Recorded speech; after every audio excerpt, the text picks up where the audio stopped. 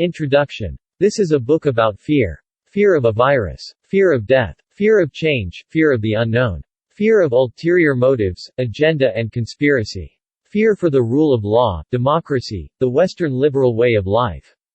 Fear of loss, losing our jobs, our culture, our connections, our health, our minds.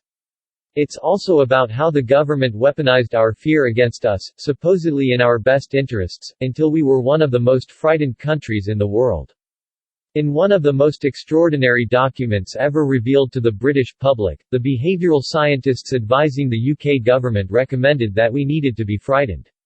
The Scientific Pandemic Influenza Group on Behavior (SPIB) said in their report Options for Increasing Adherence to Social Distancing Measures, one dated the 22nd of March 2020, that a substantial number of people still do not feel sufficiently personally threatened. It could be that they are reassured by the low death rate in their demographic group, although levels of concern may be rising. As a result, they recommended that the perceived level of personal threat needs to be increased among those who are complacent, using hard-hitting emotional messaging. In essence, the government was advised to frighten the British public to encourage adherence to the emergency lockdown regulations. And frighten us they did. This book explores why the government used fear, the specific tactics, the people behind them, and the impacts of fear, including stories from people who were undone by fear during the epidemic. Most of all, this book asks you to think about the ethics of using fear to manage people. Fear is the most powerful of emotions and, as emotions are stronger than thoughts, fear can overpower the clearest of minds. We shouldn't feel bad about being frightened. From an evolutionary perspective, it is key to our survival, it protects us from danger. And that is precisely what makes fear one of the most powerful tools in behavioral psychology.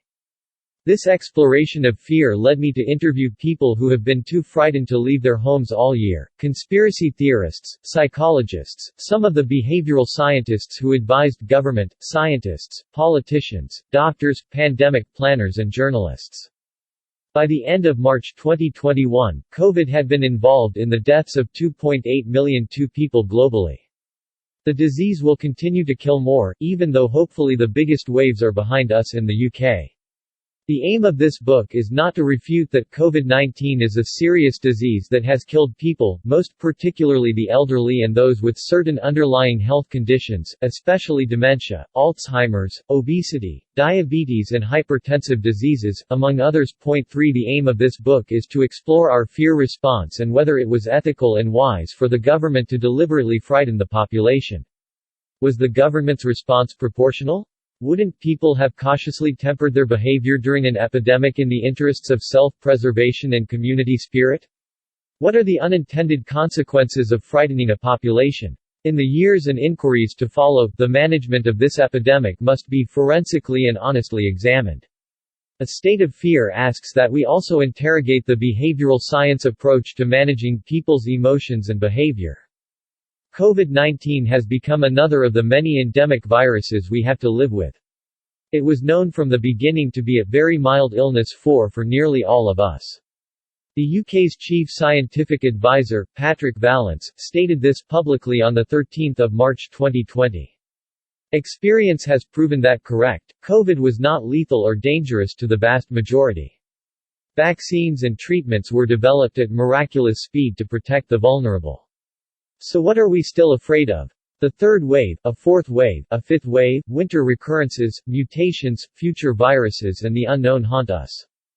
From roadside signs telling us to stay alert, the incessantly doom-laden media commentary, to masks literally keeping the fear in our face, we've become afraid of each other. Humans are now vectors of transmission, agents of disease. We have become afraid of our own judgment about how to manage the minutiae of our lives, from who to hug to whether to share a serving spoon. Apparently, we even need guidance about whether we can sit next to a friend on a bench. But perhaps we need to be more afraid of how easily manipulated we can be. Some will believe that leveraging our fear can be justified, if it is in our best interests.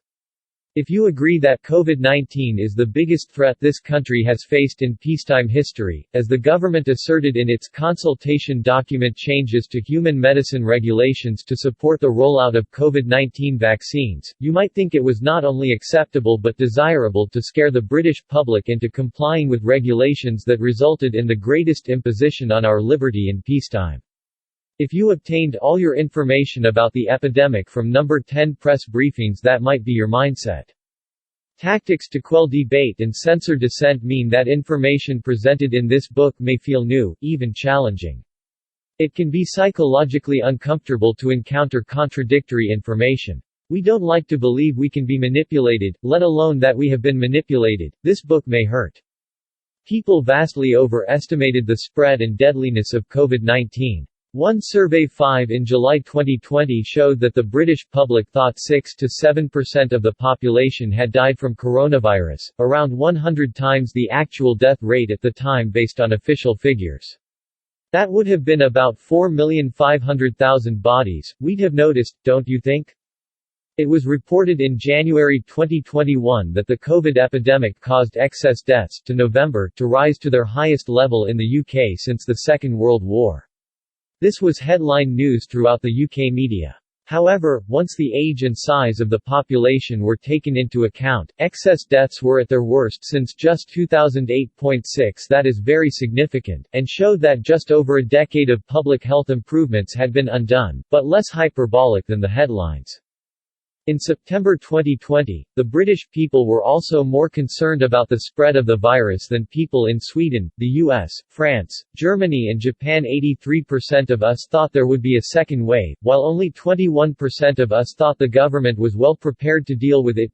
7 An international study of public attitudes across Europe, America and Asia found that people in the UK had the highest overall levels of concern about COVID. 8 And yet another study reported that Britons were the least likely to believe that the economy and businesses should open if COVID was not fully contained. 9 We were the most frightened population in the world.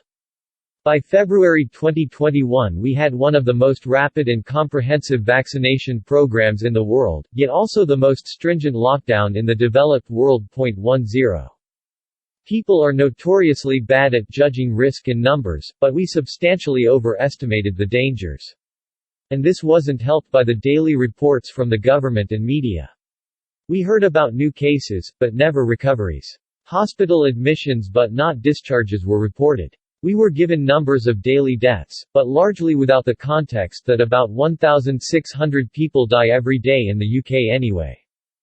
By the end of March 2021, just 689 people under the age of 60 with no comorbidities had died from COVID in England and Wales according to NHS England. 11 The average age of death with COVID is 82.3 years, 1 year more than the average life expectancy in Britain. Of course, all the deaths associated with COVID count, but if these facts had been widely reported and people had realized it was a disease which was primarily dangerous to the elderly and otherwise unwell, then, a substantial number of people would probably not feel sufficiently personally threatened.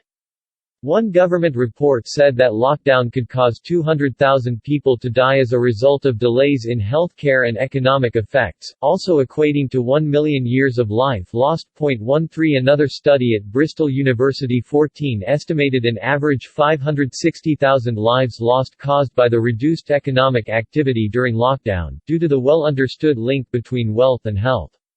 Quite simply, people in rich nations live longer. The government, public health bodies and the media used alarmist language throughout the epidemic. Big numbers, steep red lines on graphs, the use of selective information, careful psychological messaging and emotive advertising created a blitzkrieg of daily fear bombs. This is a book about fear, not a book about data. Nevertheless, some additional data will be required to help you contextualize the threat of the disease with the policies for managing it, and you will find that in Appendix 1. A few facts and figures assist with framing the scale and dangers of COVID, and subsequently with assessing whether escalating our fear was appropriate, or not. It is partly an issue of proportion and entirely an issue of ideology. But the numbers risk ignoring the more poignant, human costs of the use of fear.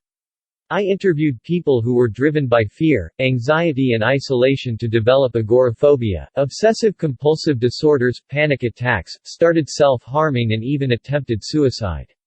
How do we weigh the potential life saved from COVID-19 with a life deliberately ended by overdose in a hotel room or a jump from a bridge? Can we justify protecting someone from physical sickness, fever and fatigue, if the methods of protection caused someone else to develop a fear of leaving their house, or made them waken sick with dread each day? Epidemics will come and go. Our basic psychology is here to stay. The pressing issue is whether and how we permit behavioral psychologists, the government and the media to manipulate our psychology. At times, the experience of the pandemic has felt like a story, or like living in a movie. Not a fun one. While the virus was the plot device in our fantastical reality, the motivating force for many of the characters was fear. The best macabre fairy tales are also cautionary tales. If you can identify the big bad wolf and understand what he represents and wants, you can find your way through the dark woods and be free. We don't know how this will end. But rather than wait till it's all over to tell the terrible story of when the world stopped and humanity was paralyzed with fear, I would like to invite you to decide how the story ends. There is still time for us to craft the happy ending of our choice. Shouldn't we be the authors of our own stories? As Carl Augustus Menninger said, fears are educated into us, and can, if we wish, be educated out. We need to inoculate ourselves against fear.